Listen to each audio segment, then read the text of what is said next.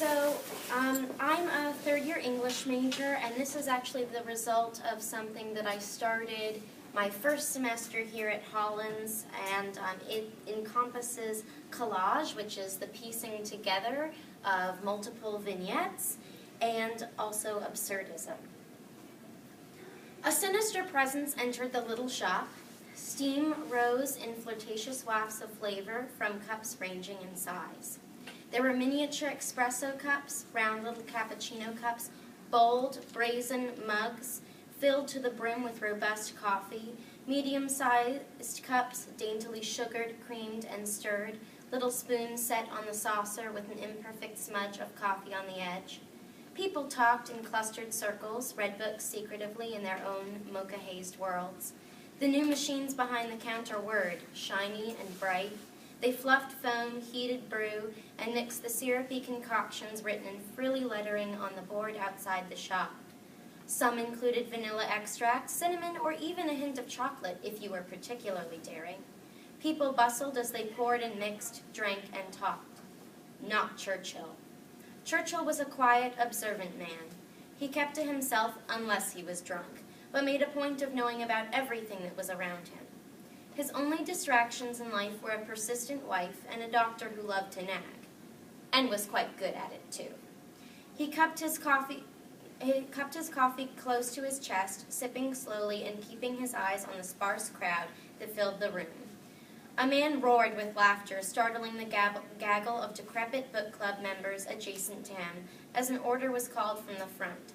A little girl nibbled at a cookie, probably a rarely offered favorite based on the small bites that she took. Savoring. It had been years since Churchill had savored anything. He pursed his lips and looked elsewhere. That was when he felt it, an uncharacteristic chill in the usually overwarm room. The chill swept over the room, cooling beverages that had been piping hot a moment before. The little girl wrapped her cookie in a napkin and stuffed it in her coat pocket as a precaution. No one else moved. No one spoke. All the busy smiles were gone. The machine ceased to whir. It was as if life, laughter, and the ability to comprehend had been maliciously misappropriated from their surroundings. Churchill looked around at the petrified faces.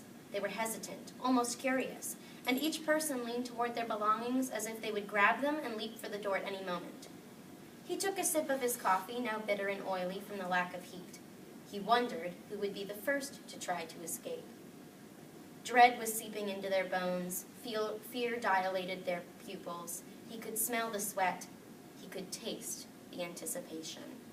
Not one person in the little shop left alive that day. They had entered for a biscotti or a nice Colombian brew. They had come to chat, to feel warmth, perhaps to unwind.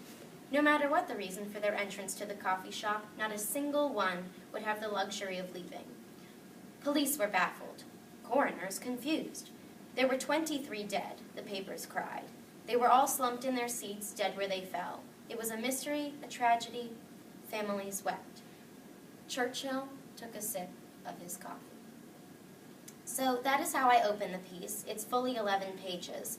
And the second part is entitled To the Victims, and then I use Roman numerals to denote each victim. So this is victim number 3, and it's actually several victims, and they're the book club that I talk about in the first section of the piece. I use the first section to inspire who the victims are. Lenore wobbled into the room, carefully avoiding eye contact with June. June was difficult. Ever since her husband had gotten her a new bracelet, completely out of the blue, June had been insufferable. Lenore sniffed. There was nothing special about a man surprising you with a gift. In fact, it was downright suspicious. Things had come to a climax 5 weeks ago as they were discussing the importance of loyalty in the Scarlet Pimpernel. June adoringly gazed at her bracelet as she, offhandedly, brought up her husband's enduring faithfulness and thoughtful gift. Well, that was the very last straw. Lenore dusted off her fingers, looked June in the eye, and pronounced that she, actually, hadn't at all enjoyed June's butterscotch cookies, and she could do without them. Thank you very much. Things had been tense in the book club ever since. Angela moved over to the teapot and began to pour. There was no reason why everyone should be so uncomfortable, simply because Lenore and June couldn't be civil. She lifted the small metal tongs from the sugar bowl and tentatively dropped not one, not two, but 3 lumps of sugar into her cup. She watched the other ladies as she stirred slowly, knobbly fingers tapping the spoon lightly and settling it on her plate. They could judge her if they wished. She would have as much sugar as she pleased. Lenore's scowl deepened. She had distinctly seen Angela Woodcroft adding 3 lumps of sugar to her tea. How thoughtless. Didn't she know there were other women who might want sugar? She made her way as quickly as her rheumatic joints would allow to the teapot, eyeing Angela just as she did June. Even if there wasn't enough sugar to go around, she was sure to get some. Bernice sat on the edge of Ethel's crisp wooden chairs, book in hand. Both her sewing circle and knitting league had already met this week, and she was in a serious bind for time. Neglect her quilt and disappoint her grandchildren? That wouldn't do. Put off her knitting and have every woman in the league compare their far more complicated schedules to hers? Absolutely not. The only thing to do was leave off finishing the book. She had brought along her knitting needles as an alibi. No one would dare question her lack of participation if she mentioned progeny, especially since hers were the most successful of the club. In spite of her intended excuse, Bernice still wished to finish the novel. She may not have enjoyed Tolstoy, but if he was able to spend his time writing the book, she could at least do him the courtesy of reading it. It was at this point in her reverie that Bernice was interrupted by an extraordinarily impassioned commotion occurring near the tea service. June was astounded by the behavior of her fellow book club members. The sheer audacity! Not a grain of sugar left for even those with pristine eyesight to eke out. Such selfishness would not stand in her presence. Why, she had never encountered such blatant cheek in all her years, and at such a pleasant time in her life, too. Her sister's son's wife's brother had just welcomed a baby girl. Her begonias were finally in bloom, and most importantly, her dear Wilbur had just presented her with the most beautiful of objects, the most precious item in her jewelry box, a silver, gold, and turquoise bracelet. Not a single one of her friends had been able to stop talking about it for weeks, and now not only had Lenore insulted the pride and joy of her recipe box, but some selfish tart had taken all of the sugar. Of course, June hated to use such a word to describe her closest of peers, but certain actions garnered specific consequences that the appropriator of the sugar was going to have to face. They couldn't discuss the book until everyone had their tea and allotted lumps of sugar. It would be impossible to come to even the tiniest of conclusions about their novel until everyone was comfortable and secure in the thought that the woman sitting next to them had no more sugar than they had. Lenore was highly concerned. So this is the last part of the last vignette. It's vignette number 6, and it's in the coroner's office. Laramie paced to the room, clenching and unclenching his fists. Of course, he knew cases took longer to solve than a few hours. He knew some cases were never solved at all, but he could not get the blank, wide-eyed stare of the little girl from his mind. Sophie, that was her name. Sophie Meitner.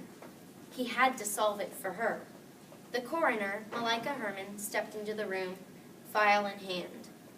So, Laramie raised his eyebrows, his question clear. "I'm sorry, Jordan," Herman held his gaze. "There is no conclusive cause of death."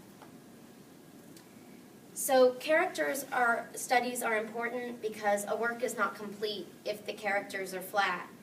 And my characters include an obsessive curtain salesman, a burgeoning lesbian, a cookie-obsessed 6-year-old, a woman who's actually just escaped her attacker who ruined her breakfast, and that's why she goes to the coffee shop. I have written this in this medium to compound the suspense and mystery which intertwine throughout.